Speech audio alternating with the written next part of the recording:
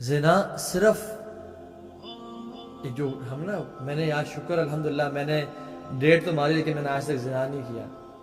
لوگ کہتے ہیں نا جان لیں کہ زنا آنکھ کا ہوتا ہے, زبان کا ہوتا ہے, ہاتھ کا ہوتا ہے, اور ہر انسان اس سے کچھ نہ کچھ شیئر لے رہا ہوتا ہے.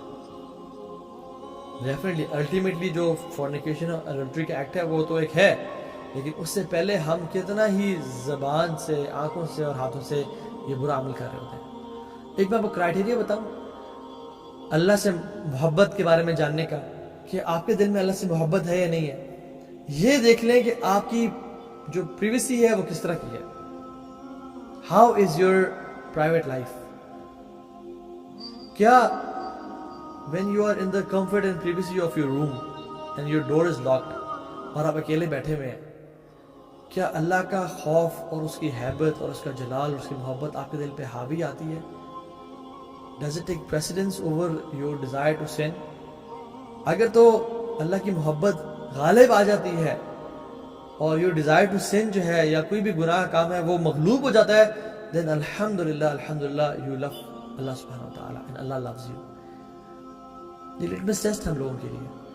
لیکن جب میں اکیلے میں ہوتا ہوں تو میرے ڈیزائرز غالب آ جاتے ہیں اور مجھے کوئی پرواہ نہیں ہے اللہ تعالیٰ کے حیبت اور اللہ تعالیٰ کی پریزنس کی, اور کہ مجھے میرا رب دیکھ رہا ہے جو قوت اور مالک و طاقتوں والا ہے, جو مجھے ایک سیکنڈ میں موت دے سکتا ہے.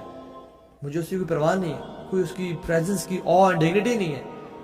then I don't love Allah subhanahu wa ta'ala. This is the ultimate fact. Do you want to know اللہ تعالیٰ کہ ہاں آپ کی قدر کتنی ہے؟ لوگ سوال کرتے ہیں کہ یہ بتائیں کہ اللہ تعالیٰ مجھ سے راضی ہے یا نہیں ہے. آپ یہ دیکھیں آپ کے دل میں اللہ کے احکامات کی کتنی قدر ہے. اگر آپ کے دل میں اللہ کے احکامات کی قدر ہے نا تو اللہ کے ہاں بھی آپ کی قدر ہے. لیکن اگر آپ کے دل میں اللہ تعالیٰ کے احکامات کی قدر نہیں ہے and you take them for granted, اور یار چلو دیکھی جائے گی جگر, یہ تو چلتا رہتا ہے اصل کام کی طرف آپ, then اللہ تعالیٰ کے ہاں بھی آپ کی قدر نہیں ہے. بس یہ دل میں چھان لیں, یہ ٹٹول لیں کہ میرے دل میں اللہ تعالیٰ کے احکامات کی کتنی قدر. اللہ تعالیٰ کہتے ہیں نامحرم کو نہ دیکھو, میں نامحرم کو موبائل پہ دیکھتا ہوں ہی نہیں دیکھتا. اللہ تعالیٰ کہتے ہیں منہ سے گالی نہ بولو یا گناہ کا کام ماں باپ سے بدتمیزی نہ کرو. میں کتنا یہ کر رہا ہوں.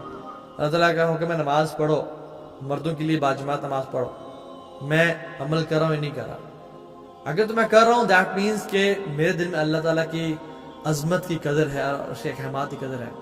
لیکن اگر میں نہیں کر رہا دس مینس کہ میرے دل میں اس کی قدر نہیں ہے اور پھر اللہ تعالیٰ کے ہاں میری قدر نہیں ہے.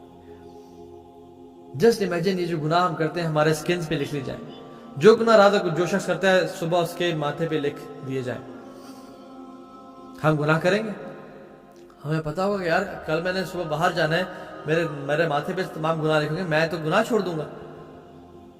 کیا اللہ تعالیٰ زیادہ حیا کا, اللہ تعالیٰ زیادہ حیا کیا اجر نہیں ہے؟ کیا ہمیں زیادہ حیا اللہ سے اختیار نہیں کرنی چاہیے؟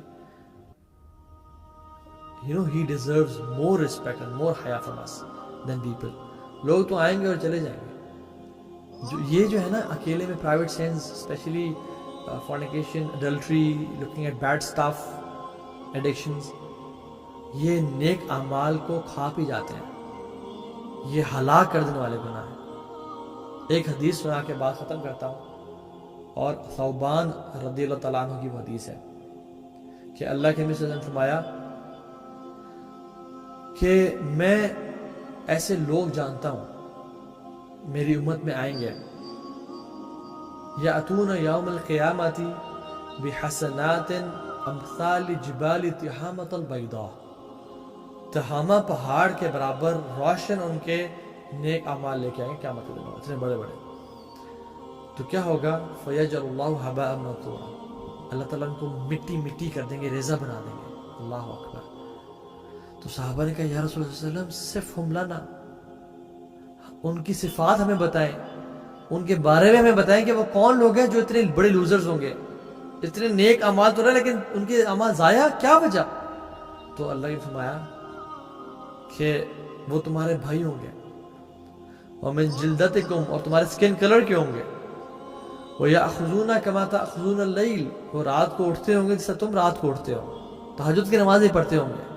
مطلب ان میں ایک سینس ہوگی دین کی, لیکن کیا ہوگا وَإِذَا خَلَوْا بِمَحَارِمِ اللَّهِ تَعَالَى انتهكوها. جب وہ اکیلے ہوتے ہوں گے تو اللہ تعالیٰ کی حدود کو پامال کرتے ہوں گے. جو کام اللہ تعالیٰ کو پسند نہیں ہے وہ کرتے ہوں گے. جن کاموں سے اللہ تعالیٰ نے روکا ہے لوگوں کے سامنے تو نہیں کیا کہ اکیلے میں بیٹھ کے انہوں نے وہ کام کیا. اللہ تعالیٰ کی برائے کریں گے, اللہ تعالیٰ ان کے تمام اعمال کو برباد کر دیں گے. تو اللہ تعالیٰ ان تمام گناہوں سے اللہ تعالیٰ ہمیں بچا لیں اور ہمیں ان لوگوں میں سے بنائے کیونکہ ہر قسم کے گناہ کو معیوب سمجھیں. اور sins should be a taboo. گناہ کو نا پبلکلی نہیں کرنا چاہیے کبھی.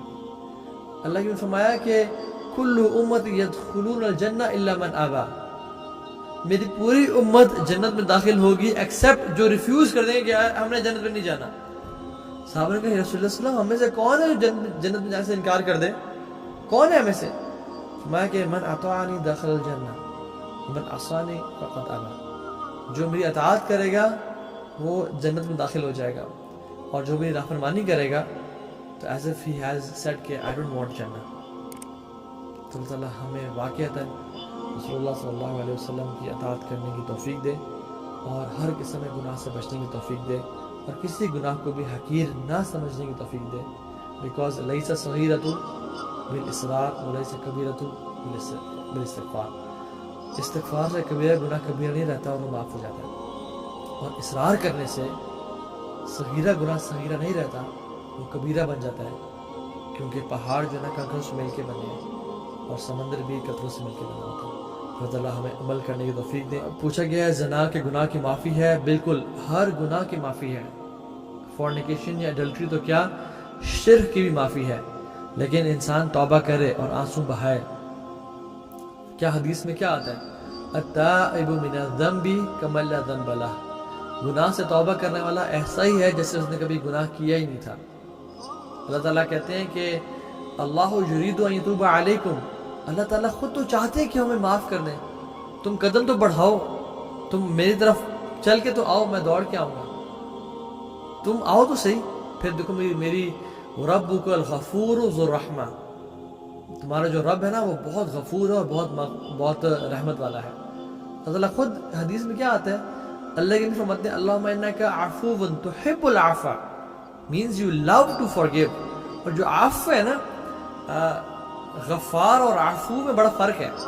غفار کا مطلب یہ ہے کہ اللہ تعالیٰ ان گناہوں کے ایول ایفیکٹس سے ہمیں بچا لیتے ہیں لیکن they are still there.